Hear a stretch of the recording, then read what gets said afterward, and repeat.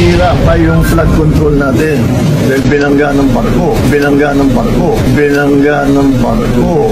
kaya halos lahat ng bayan ay nakalubog sa tubig. Okay, so nakita na naman natin ngayon na sa oras ng kalamidad, patawa-tawa na naman si Kuting. Seryosong tanong kung ano na nangyari sa flood control na pinagmalaki niya. Ang sabi niya, wag natin pag-usapan. Bakit hindi natin pag-usapan? Eh, baha ang pinag-uusapan natin dito. Baha yung mga kababayan natin. Sila sa baha dun eh.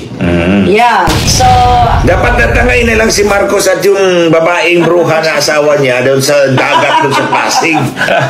Para matuto. Alam mo, sigurado ako bumaha din sa Malacanang. Dahil na-experience ko na yan eh. Na kapag umuulan, bumabaha rin sa Malacanang.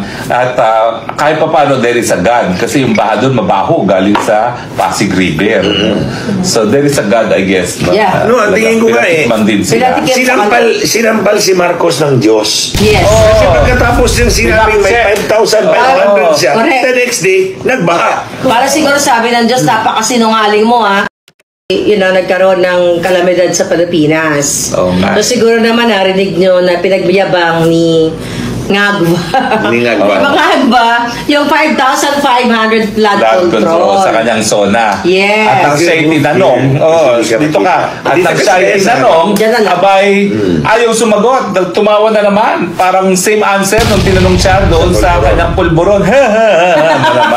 Tumawa lang naman. At sabi niya, hindi dapat sagutin ngayon yan. Hindi mo dapat ngayon sagutin yan. Eh ngayon na, bumaha. So saan mo dinala yung 5,500 na pinaggastusan ng taong bayan? Tamang tanong yan. Parang in the same way na tama rin ang tanong kung ikaw ay bangag, dapat sinasagot ng mabuti, hindi pinagtatawanan. Saan na yung pera na ginastos ng taong bayan para sa flood control? Eh tignan nyo naman, talaga namang lahat ng Maynila napasa ilalim na sa tubig. We are presuming that I should be giving orders on the day of the storm. That is stupid. That is why you cannot become a president, really. Mahina ka eh. Wala ka nang ibigay ang order kasi ang order na ibigay na 2 or 3 days. You do not give orders on the day of the war. Patay ka. So I hate to say this, but kung gano'n ka, huwag kang magtakbo ng presidente. Talagang mahina ka. You do not know and then you lied. You were not honest. Isa pa yan.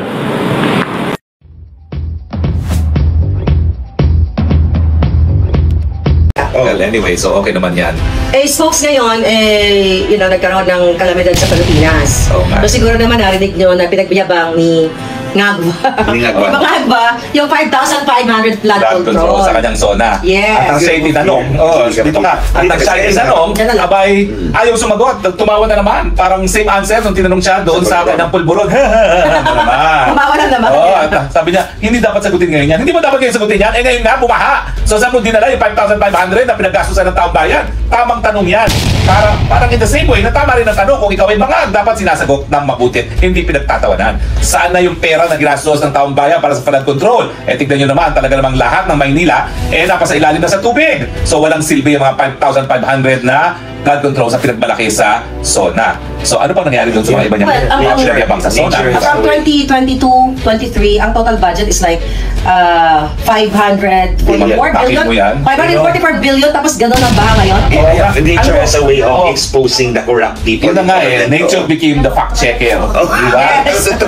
Built-in fact checker na yan. Kasi itong bagyong to, hindi naman siya signal number 4, wala naman siya extraordinary storm. Talagang malakas lang yung ulan, bakit naman biglang lubugan lahat sa Maynila? Dahil wala nang flood control. Nawala ang pera. Ang natira, control. Ang natira ang flood. Nawala ang control. Financial control. Nawala ang control. Ang flood ang natira. Kasi ayan, kitang-kita. Kapag flood control kasi ginagawa nila dredging. Sino nagbabantay kung nagde-dredge talaga sila? Kaya yung mga congressman, mga senator, gusto nila yan. Kasi wala naman nagbabantay sa kanila kung talaga nagde-dredging na sila. Hindi kasi kung doon sa kontrata, for example, ilalagay mo ang binabayaran sa kontrata is 100 tons of silt. Kung 5 tonelada lang ang kinuha. Buti ka kung meron 5, baka wala. Buti nga kung merong 5 tonelada ang kinuha ang silt, naiwan ang 95%. Pagdating talaga ng ulan, Lulubog talaga yung Naaliw ako dahil si Tambalos Los meron siyang media card. Nasa likod niya, Zantico at Gonzales. Yung si Gonzales may kaso na yun sa flood control. Sino? Si Aurelio? Oo, Si Don? parang 500 million yung kaso niya nakabimbing ngayon sa flood control. Pero sabi niya talaga, kinakailangan. Pag-aralan natin yung mga flood control projects. Ako, pwede pa. Unang-una, huwag nyo na pag-aralan. Alam nyo naman ang katotohanan dyan.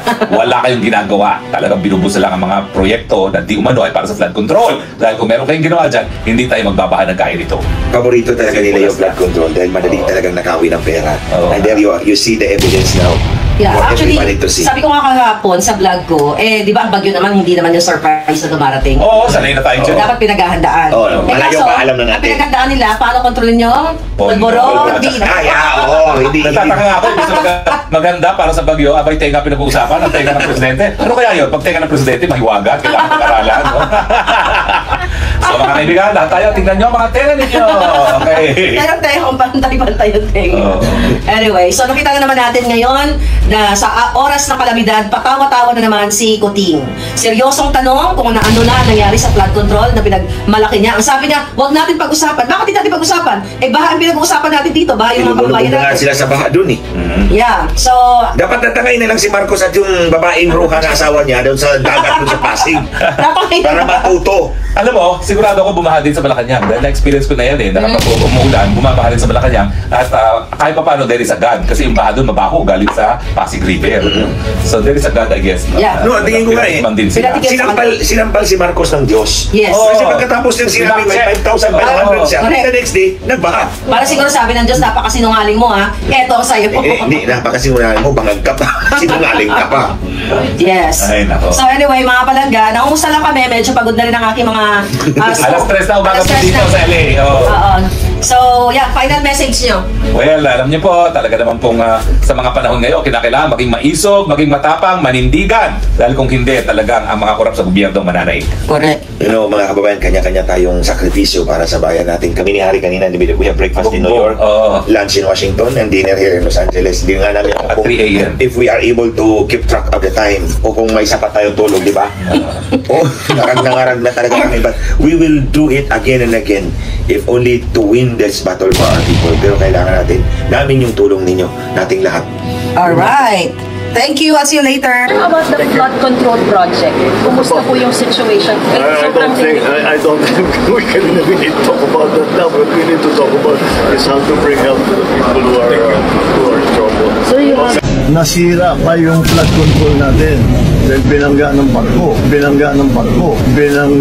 barko. Kaya halos lahat ng bayan ay nasa Mahigit 5,000 at 500 flood control project. Mahigit 5,000 at 500 flood control project. That is stupid. That is why you cannot become a president, really. Mahina ka eh. Wala ka nang ibigay ang order kasi ang order na ibigay na 2 or 3 days. You do not give orders on the day of the war. Patay ka. So, I hate to say this, but kung gano'n ka, huwag kang takbo ng president. Talagang mahina ka. You do not know and then you lied. You were not honest. Isa pa yan.